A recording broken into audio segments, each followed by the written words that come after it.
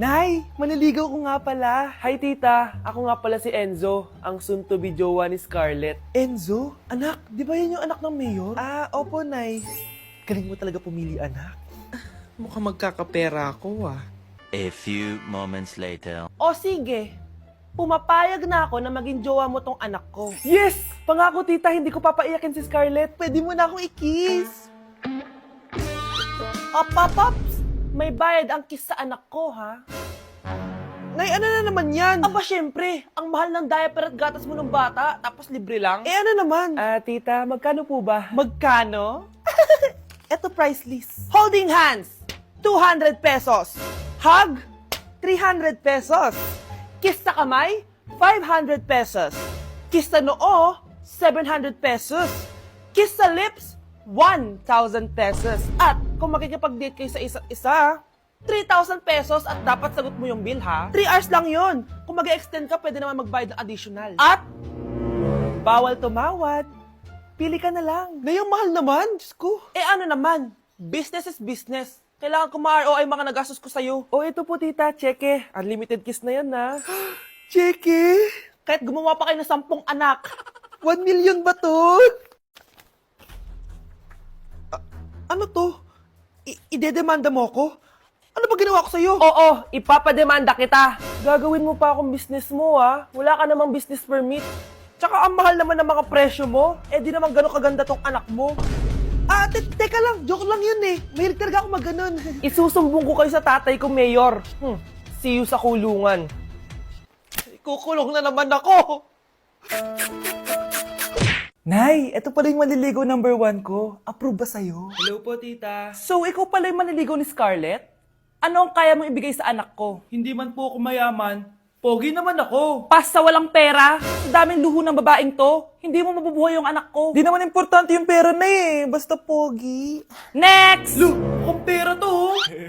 Hi, tita. So, anong kaya mong ibigay sa anak ko? CEO yung tatay ko. Meron po kaming sports car, tapos malaki po yung bahay namin.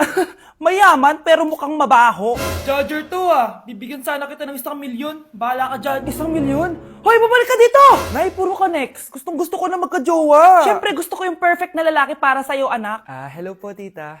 Anong kaya mo ibigay sa anak ko? Hindi po ako mayaman, tita. At hindi rin po ako sobrang gwapo. Pero malinis po ako sa katawan. At marunong din po ako maglinis ng bahay at ng mga plato. Wow! Ganito yung gusto ko lalaki para sa'yo, anak. Kaya etong award-winning Wise Cleaner ang gamit ko. Kasi eto ang the best dishwashing liquid kit. Tara, samahan niyo ako gumawa ng dishwashing liquid. Nabili ko nga pala tong kit na to for only 250 pesos at ito yung mga laman niya. Siyempre, importanteng basahin niyo muna yung instructions. At ayun na nga, nag-umpisa na tayo. Naglagay lang ako ng 14 liters sa timba namin. At ang unang nilagay ko ay itong bubble booster. Susunod ay nilagay ko na rin yung surfactant. So kailangan paikot niyo tong ilagay. O diba, para ka lang nagluluto. Nag-set lang ako ng timer for 20 minutes para hintayin matunaw lahat ng ingredient. Pagkatapos nun ay haluin niyo na mabuti at ilagay niyo na yung premix bottle. So ito pala nabili ko ay calamansi flavor at ito na yung magiging kulay ng dishwashing liquid natin. Nilagay ko na rin pala yung thickener para maging malapot na yung dishwashing liquid natin. Pero dahan-dahan lang guys ha. At ayun, tinakpan ko na at babalikan natin for 24 hours. So mukhang okay na at bumili din ako ng mga bote. Dito ko ilalagay yung mga dishwashing liquid. Naisip ko lang na perfect pala to maging business. Kasi madali lang gawin at madami ka rin magagawa. Nagprint lang ako ng mga stickers at ayan, pwede na natin siyang ibenta guys. Kung ako tatanungin nyo, super worth it nitong Wise Cleaner. Perfect! Anak, pakasalan mo na to. Sige. Pwedeng kiss the bride na agad. Dapat may 5 apo na ako bukas ha. Maawa ka naman sa kifi ko, Nay. Anak, kain ka na Darating yung mga kaibigan ko Wag na wag mo ako ipapahiya. Sige anak. Andyan na sila. Oo, tapos nagkita kami ng ex ko, di ba? Kayo pala yung mga kaibigan ni Scarlett. Gutom ba kayo? May pagkain dito Ang pangit pa rin ng mama ni Scarlett, no? Isa lang yung mata. Huy, grabe ka naman. Naya na ba? Di ba sabi ko sa'yo, wag mo ako ipapahiya? Kainis. Umalis ka nga dito. Huwag kita makita. Sorry, anak. Tara na nga, labas na nga lang tayo. May panira dito Tara. Anak, sandali. Anak, Scarlett, graduation mo pala bukas? O tapos? Si nanay ba yung aakit sa stage? Ay, hindi! Si tita na lang isasama ko. Papahiya mo lang ako Buti pa si tita, kompleto yung mata. O sige, proud ako sa'yo anak ha. Kainis, bakit kasi isa lang yung mata mo? Balang araw anak, malalaman mo rin kung bakit. Diyan ka na nga, marami pa akong gagawin. Ano bang ginagawa natin sa hospital tita? Sumama ka na lang Scarlett, may kailangan ka malaman. Scarlett? Ikaw yung anak ni Susan, right? Oo, Doc. Ako nga si Scarlett. Ba't kilala mo ko? Oh yes, I remember. Ikaw yung batang na-aksidente dati, yung nabulag yung kaliwang mata. Buti na lang dinonate ng nanay mo yung kaliwang mata niya para sa'yo. Kaya pala isa lang yung mata ni nanay. Alam mo, sobrang mahal ka ng nanay mo. Huwag mo siyang papabayaan, ha? Hey Susan, someone's calling. Hello anak, kamusta na kayo dyan? Padala ka ng 10,000 ha, dahil wala na kaming baon ng mga kapatid ko. Anak, pasensya ka na, di mo na ako makakapagpadala ngayon. Di ba pumunta ka dyan para sa amin? Wala ka naman palang kwenta eh. Sige anak, gagawin ko ng paraan ha. Di na muna siguro ako bibili ng gamot para may maipadala ako.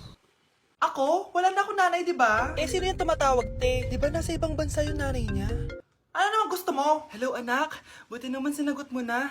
Nagpadala pala ako sa inyo ng mga kapatid mo. Baon niyo yun tapos pampagawa na rin ng bahay. Okay. Ikaw na bahala dun, ha? I love you. So, ayun na nga. Hello, Mars? Mars, alam mo ba, yung anak mo, lasing umuwi kagabi. May kasama pang lalaki. Baka ibang babae yun, Mars, ha? Hindi naman ganun yung anak ko. Sure ka ba talaga, Mars, na yung mga perang pinapadala mo, napupunta talaga sa baon at bahay nyo? Ano? Nakapagpadala ka na ba ng pera? Oo, anak. Nagpadala na ako kanina. Dagdagan mo, ha? Marami kaming bayarin ngayon. Anak, matanong ko lang, saan mo ginagastos yung mga pinapadala ko? Babe, ano ba? Oh, babe, shot ka pa. Ano to, Scarlett, ha? Dito na ba napupunta yung mga pinapadala ko sa'yo, ha? Mga alak at vape na yan? Ba't umuwi ka pa? Nagpakahirap ako sa ibang bansa para sa inyo ng mga kapatid mo. Simula nung iniwan mo kami, wala na kaming nanay. Sa tingin mo ginusto ko to, ha? Wala akong choice, Scarlett. Ginawa ko to para sa inyo ng kapatid mo. Sa tingin mo ba ginusto namin na umalis ka? Nasanay kami na wala ka. Kaya okay kami kahit mawala ka. Nay! Una na kami, Scarlett, ha? Salamat po sa pagpunta. Oh, Scarlett, pinapabigay yan ng nanay mo bago siya mamatay. Ang laki nito, tita. Inipon ng nanay mo yan para sa inyo ng mga kapatid mo. Sana gamitin mo ng maayos. Kahit wala ka na, hindi mo pa rin kami pinapabayaan. Salamat, Nay. Sana yan ang makakapagpabago sa'yo, anak. Balang araw, babalikan din kita. Mga anak, ano natanggap ng regalo ngayong Pasko? Binigyan ako ng earphones, Nay! Bakit ganito yung binigay sa akin? Binigyan lang naman ako ng bagong iPhone! Ang daya naman! Bakit? Kasalanan ko ba mas mayaman yung ninang ko kesa sa inyo?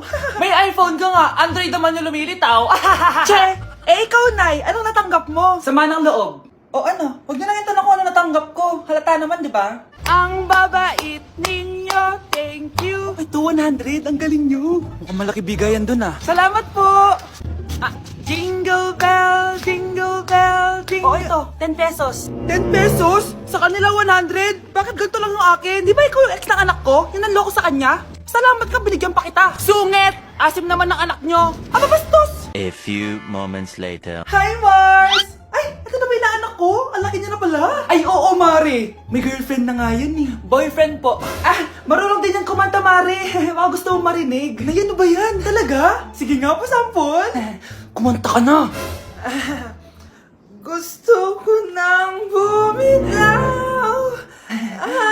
Ayusin mo. Paano ka magkakapera niyan? Gusto ko nang bumitaw. Galing naman. Eto, pamasko mo. Ay, akin na yun, Mare. Baka mawala pa niya yan. Burara pa naman yan. Ay, wait.